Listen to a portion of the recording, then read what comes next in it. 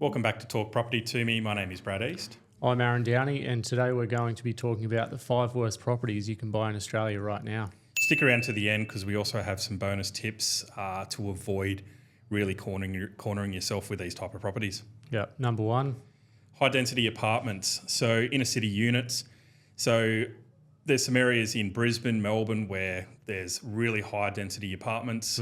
Fortitude Valley, Zetland in Sydney. There's too much supply, as simple as that. There's high strata fees, difficulty reselling due to competition because literally there's a newer apartment building across the road. Exactly. All of a sudden you're in the old one. Low rental yields because of that, because of the high vacancy rates. Yeah. So if you are buying an apartment, stick to the boutique, smaller, Stick to the principles that you're buying boutique for the land component, that caters to a bigger audience, investors, first home buyers, maybe some upsizes or downsizes, but something that has a bigger audience that you can resell to. Yeah, these apartments are cheap for a reason. Yeah. Overdeveloped regional areas, so number 2. Yeah. So there's some examples here, Ballarat, Rockhampton, Ipswich, but some of these regional areas, I know they've also done it out at Tamworth sort of area as well. They build these huge cookie cutter housing estates out there. Again, they're cheap. The thing is that it misses the fundamentals. It doesn't have the location piece and it doesn't have the scarcity piece because they're all the same. Yep. It may appeal to owner-occupied buyers, but if you're missing location and scarcity, you're really limiting yourself for your overall return on your investment. Biggest thing in these areas as well is single economy. It might be very reliant on mining or... Well, the thing is with these regional estates, some might be fine, but generally speaking, with the population doesn't keep up with the amount of dwellings that they're building. Yep. So there's just an oversupply in these suburbs. Some suburbs, like Milton in Melbourne, for an example, the population exceeds the amount of dwellings that are being built. But overdeveloped regional estates is definitely one of the best. So number 3, flood-prone properties. That's a bloody mouthful. Flood-prone. But look, there's obviously low-lying areas.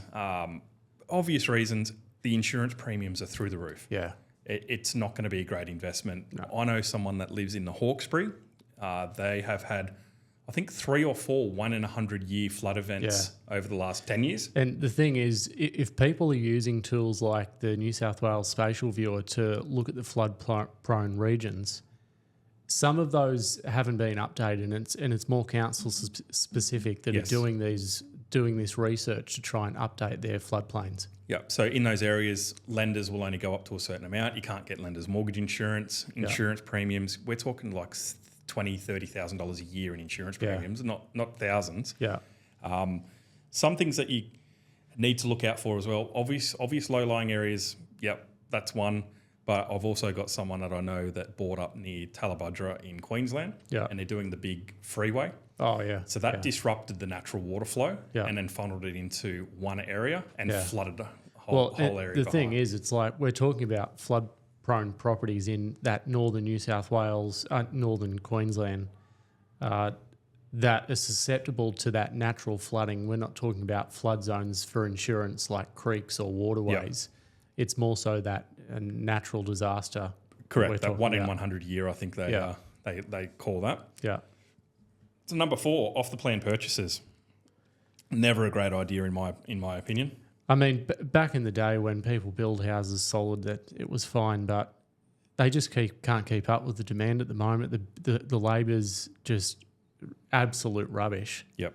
Developers, builders, everyone's going, like in that industry, is going bankrupt or insolvent.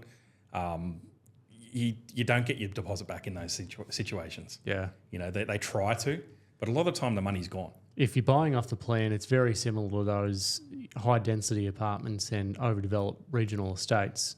Typically, they're all the same. They're just in a high-density area. And like you said, if you're going to buy off the plan, make sure you're doing your research on the developer and builder. Yeah, big companies, proven record.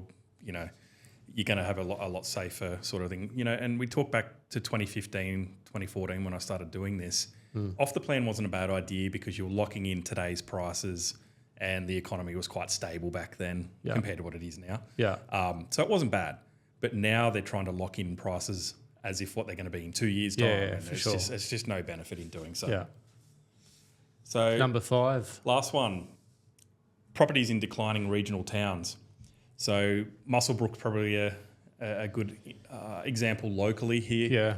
So single industry towns. It's economic diversity, whether it's reliant on agriculture or mining or any of these sectors. But declining regional estates falls straight in line with, overdeveloped regional estates falls in line with declining regional towns. Same. It's an oversupply of property, and it's relying on an industry that only goes for a 5 or to 10 year period, and then it just stagnates. The places like Muswellbrook are very dependent on coal prices.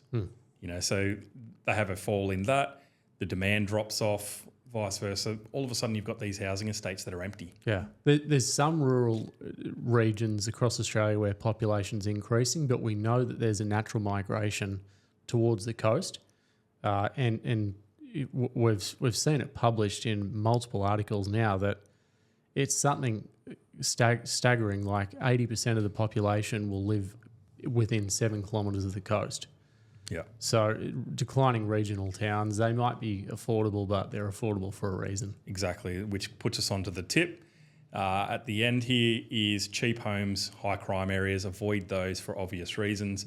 We see a lot of, I guess, people in social media, spruiking that they've got 80, 90 properties, but they're all ex-housing commission areas, high crime levels. Don't invest for your ego. Invest for your pockets. 100%. And who gives a shit how many you've got? You're better off having 1 at 1 million than 10 at 100,000 in these high crime areas. Like the people are buying in these high crime areas most likely for the 5 to 6% gross rental yield. Exactly. And then you've got higher vacancies because someone's trashed your place. You go into tenancy tribunal. You're kicking out tenants and getting more in. Getting used as a meth lab. Problematic. You just avoid it. Yeah. I guess it's the same with anything, and this is the biggest takeaway.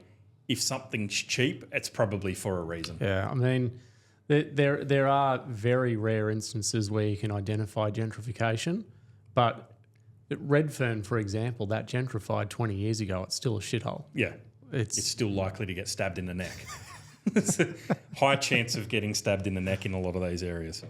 So that's it for today. If you've liked what we've been talking about, hit the like button, subscribe, and throw a comment in there if you want any certain topics for us to discuss later. Yeah, on to the next one for I think it's the pre-Christmas Yep.